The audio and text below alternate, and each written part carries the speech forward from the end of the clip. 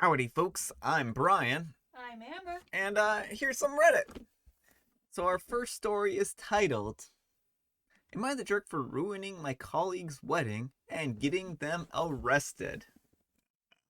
Oh my goodness. That's quite the title. And OP says, I know the title sounds bad, but hear me out. Okay, OP, we are all eyes? Because we can't be. Well, I guess you folks are all ears, and I'm all eyes. The eyes have it. I'm a 38-year-old female, and I had two work colleagues, Mary and Adam, both in their late 20s, early 30s. Mary started in the company first, and then she got Adam to join. They worked in different departments, and Mary was in mine. Later, Mary left the company to pursue another career. When they started at the company, they were already married a few years. Now, Mary is the kindest and loveliest person I have ever met. She was always polite and helpful and would cheer up anyone. We missed her dearly. So it came to a shock when we found out that she was divorcing Adam because he had cheated on her. I have called her to express how sorry I was that this happened to her, and we were talking almost daily ever since. I was impressed at how well Mary holds herself in such a situation. She wouldn't badmouth Adam, and the only thing she mentioned was how her wedding dress and a few family heirlooms went missing when she was moving her stuff to the apartment. She thought that they might have been misplaced in a different box and will turn up eventually. Foreshadowing. A few years passed, and now I work for the same department as Adam. He is a good work colleague, but can be dismissive and ignorant sometimes. Adam invited me to his wedding with the lady Chelsea he cheated on with Mary. As the entire department is invited, I said yes, making sure that Mary is okay with this. I've also told her where the wedding will be. It's not too far from where she lives, and we could go for some drinks after if she wanted. On the day of the wedding, I have noticed that Chelsea is wearing a similar dress that Mary wore in the photos of her and Adam's wedding years ago. I am sure you all can see where this is going. So, without thinking, I snapped a picture and sent it to Mary with the caption saying, Doesn't that dress look familiar? It looks awfully familiar. You remember that wedding dress you had that disappeared? Starting to connect the dots. Mary saw the message, but she didn't respond, and about an hour later, police showed up at the venue. I need to add that the police in our country are ruthless, and any theft is considered a criminal matter for the police to deal with. Police asked Chelsea to take the dress and all of the jewelry off. Chelsea refused and started arguing with them. And then Adam joined in. Never a good idea. As they were rude to the police, they were taken to the police station. Everyone at the wedding had to leave. I have tried to call Mary, but she would not pick up the phone. As we found out later, Chelsea was wearing Mary's wedding dress and her heirlooms. Mary spotted them in the picture that I sent to her and called the police. Apparently, she had previously asked Adam if he had them, and he declined, saying he never saw them. Bad strategy. So, after she saw the pictures, she knew that he was lying and had stolen them. Chelsea had to leave the wedding dress and the jewelry at the police station and to go home wearing her underwear and Adam's jacket after they were bailed out. Yesterday, Adam returned to the office and went completely mental at me, blaming me for sending a picture to Mary and ruining his wedding. He would also call me a jerk for what I did. Am I the jerk? All right, folks, jerk or not the jerk? Not the jerk. I mean, this is a very straightforward one, in my opinion. They snapped a picture, they sent it to Mary, they weren't really thinking. And, like, Adam couldn't possibly have known that, like, OP has plausible deniability, right? It's not like OP would have known that that was the wedding Right, dress, it right? sounds like she thought it was a copycat. And so the thing is that they got what they deserved out of this situation. Like, yeah, it's too bad that it happened on their wedding day, but also there are people who cheated on, this poor woman and then stole from her too. On top of that, so to add insult to injury, not only, not only did they like ruin her marriage, right? But they also stole her wedding dress and family heirlooms on top of that to like redo the wedding. I don't know. Like it's so I would never, up until I started like reading Reddit, I would never have thought, oh yeah, people would reuse someone else's wedding dress, especially someone who cheated on someone else would want to reuse their wedding dress. But this has happened like 3 times or something like that. How how ridiculous is it that this comes up often enough that I actually have to be like, I never thought that this was actually a thing, but now apparently it is. Apparently the new fad and craze is cheating on someone, stealing their wedding dress, or asking to have their wedding dress so that you can use it for your makeup wife in your next wedding. Amber, beware. No one's getting my wedding dress. All right, so no, not the jerk. Anyhow, take care and good luck. So Adam cheated on his wife, stole her wedding dress and heirloom jewelry, and then passed them on to his new fiance, who may or may not have known.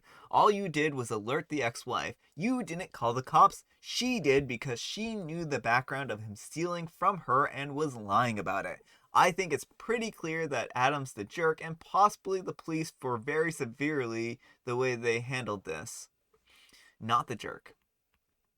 New wifey knew no way you could go through a wedding planning and not go dress shopping because he already had one. Doubt that he would have his mother act like it was her dress and wanted her to wear it. It's pretty clear that Adam ruined his own wedding by committing a criminal act. Not the jerk. Telling a theft victim that you found their stolen goods is always the right thing to do. I'm so glad that you did the right thing and didn't just keep quiet so as not to rock the boat. Crime and injustice should always be dealt with, not ignored. All right, folks, our next letter is titled, Am I a Jerk for Quitting My, quote, job with my husband's business? My husband runs a business out of our home, and his old secretary quit. He asked me to help out with her responsibilities. I've done this for 5 years now. This is my full-time job, but there is no pay for it. He says that I don't need pay because I can buy whatever I like and he can pay the bills. I feel no ability to buy what I want despite what he says. We have to replace our house's septic tank, but he refuses to save money for it. He says he'll take out a loan for it if we need to and we can pay it back. I can't save money myself. Last week, I just saw a confirmation email that he had purchased a $1,000 stamp for his collection without asking me. This was after he got upset at me for buying a too expensive $50 new litter box for the cat. Yeah, all right. I think I think folks, we can pretty well see where this is going, right?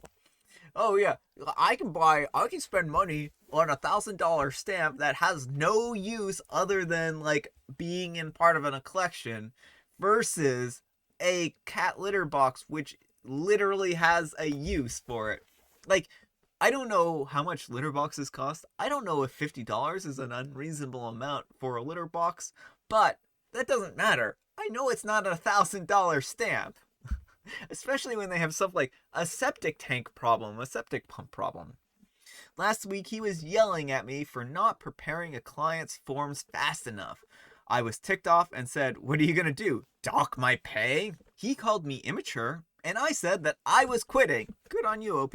He said it would hurt the business if I left, since he would have to hire a secretary. I said that was his problem, and I can get another job and make up for it. I've been submitting resumes. He has said nothing to make me want to back down, and I told him that he could give me a salary and I would come back. But our family members think that I should stop with the tantrum by now and just get back to work. Well, your family members are also jerks in this situation. They think it's ridiculous that I want a salary for money that will go back into the same bank account. Am I the jerk? You know, times like these that I really want to just face palm. But then the trouble is like people who wear glasses aren't allowed to face palm because then you get your glasses all like oily and smudged up with your hands, right? So, what do you folks think? Jerk or not the jerk? Not the jerk. Oh, poor OP. Like, why? Never Oh, work for your spouse yeah, unpaid. yeah. Don't work for your spouse unpaid. I mean, he should have known better. And like, this isn't helping your social security. This isn't helping your retirement. He is really just injuring you in the long run. And what happens if you two get a divorce, right? Then you're gonna be out of a job and no like retirement funds set aside, no like bank account money set aside. He has made you monetarily dependent on him. Like you can't leave him. And I mean maybe you could get alimony, right? But this really puts you in a very bad posture financially. And I would say this falls under financial abuse. Really, honestly. Like, Yes. and what's that? I was gonna say if he's controlling what you're buying. Yeah, and he's controlling what you're buying. He's really he gets all snooty at you, and you want to fix things like the septic system. Like, OP, just get a different job.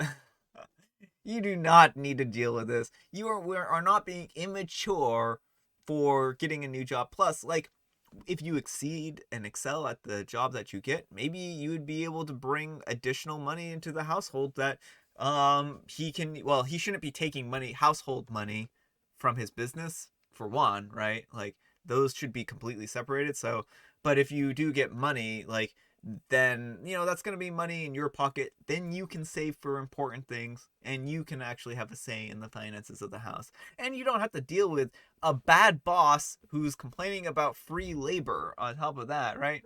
Oh, I'm sorry. It's not free labor. You can buy whatever you want as long as it's not a $50 cat litter box or a septic tank or septic pump or whatever it was. So yeah, OP, no, not the jerk. Anyhow, take care and good luck. Not the jerk, a salary to you would probably benefit the business. It would certainly benefit you, your credit rating, your ability to find work if you left him and needed to do so. It would mean that he didn't keep your wages for himself. Exactly. And if they are in the US, her social security payout and retirement. Yeah, exactly. This is what I'm saying. Maybe this isn't in the US. I'm a very US centric type of mindset, which I feel is a deficiency on my part. Like sometimes I'll read these and be like, oh yeah, US, right? But yeah, this is a very good point that this may not even be in the US, so that there's a lot of other countries where you don't have to like jump through the same hoops probably for retirement. All right, it's tea time. What kind of tea do you folks think that we have today? Amber and I both have the same tea, and I'll tell you a joke now. A joke! A super silly joke. What letters are invisible but never out of sight? I and S. I was trying to figure that out. I knew the gist of it, and I was like, Oh, I love it. I love it so much. It's a great joke. Amber is like over there cringing at my hold my on, it's jokes. just like trying to figure out like what the exact wording was. Yeah. They are in the word visible, and then I was like out of sight. What? So I'm just trying to parse it. And Yeah. Mary wants you to steal my joke book, but you can pull it out of my cold your hands are hands. cold anyway. My very cold Maine hands. Oh, and we have mint tea today. Oh yes, and Wordle. And Wordle. Oh yeah, Wordle. As you can see, I did do Wordle today, and yeah, it was a tricky one. It was a very tricky one if you did Wordle today, I thought. So let me know how you did in Wordle. Well, it'll be yesterday's Wordle for them. Oh yeah, it's yesterday's Wordle for you.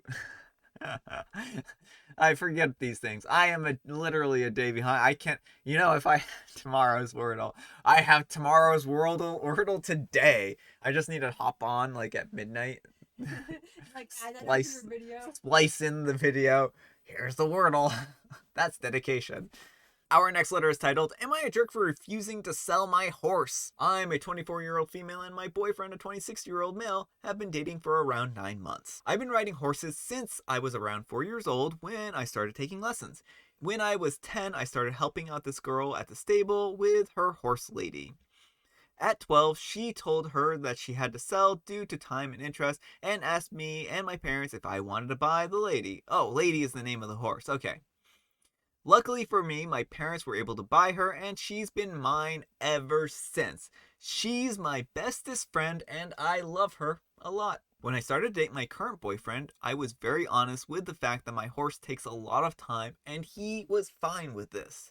When single, I could spend like 3 to 4 hours a day in the stable with her, but as we started dating, I cut down on this to about 3 hours every other day, as roughly how long it takes for me to do all the cleaning slash prepping slash food and writing. Also, most of my friends are at the stable, which obviously means this is also social time for me. The other days I would not ride, and I try to spend less time talking, which would make it about an hour. About 6 months, he told me that I spent too much time at the stable and I should prioritize my relationship more, and somehow his family got involved and saying that it was strange to prioritize this way. I wasn't comfortable with this, but I am a bit of a pushover, so I agreed. At first, this meant cutting down time at the stable, but as it evolved into cutting down riding days. Now, I ride about 2 days a week, and the rest of the time I'm simply there to do the basics. I do all of this as quickly as I can, because otherwise I know he'll be annoyed and mad for days and give me the silent treatment. That's a red flag. I know that my horse isn't really suffering from not being ridden as often as before, but I still feel very guilty that I'm always rushing around her. Then last night he told me it was time to sell Lady. I laughed at him and I asked him if he was serious. He was.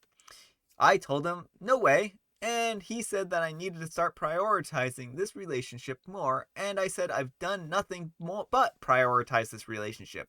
We argued about it, and apparently he thinks that I can just put her down as she's old anyways. Real winner there, folks. Real winner. I was furious at this and told him that this was absolutely not happening and I would never sell her. He said that any reasonable person would sell or put down their horse in favor of their boyfriend, and the only reason why I wouldn't is because I hang out with other insane horse people. Centaurs? Wow, OP. You hang out with centaurs? That's amazing. You should dump your boyfriend and hang out with more centaurs. So I come to you, reasonable people of Reddit. Am I the jerk? And there's an edit here. So edit.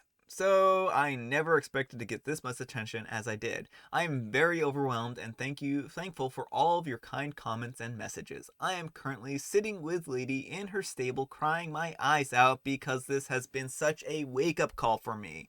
My boyfriend left to visit his family and friends in his own old town earlier before I posted this, so for everyone worried, all is well for now, and I will handle this ASAP. First, I need to go home and sleep. Thank you all for being wonderful. Alright, folks. What do you think? Jerk or not the jerk? Not the jerk. Keep the horse, dump the guy. Oh my goodness gracious. Poor OP. Imagine, like, trying to compromise and actually compromising, right? This wasn't like a half-hearted compromise or anything like that. You were really straightforward upfront with the fact that you spent a lot of time at the stables. And he was okay with this. He's the one who's changing the goalpost, right? Like, you told him, this is like any other hobby. Like, say you were a pianist, right? And you spent 3 hours a day practicing your piano. And then your boyfriend comes up to you and it's like, oh, hey, you need to spend less time on the piano and more time with me. And then being like, okay, well, I'll cut it down to 2 hours a day. And then him being like, actually, you need to sell your piano.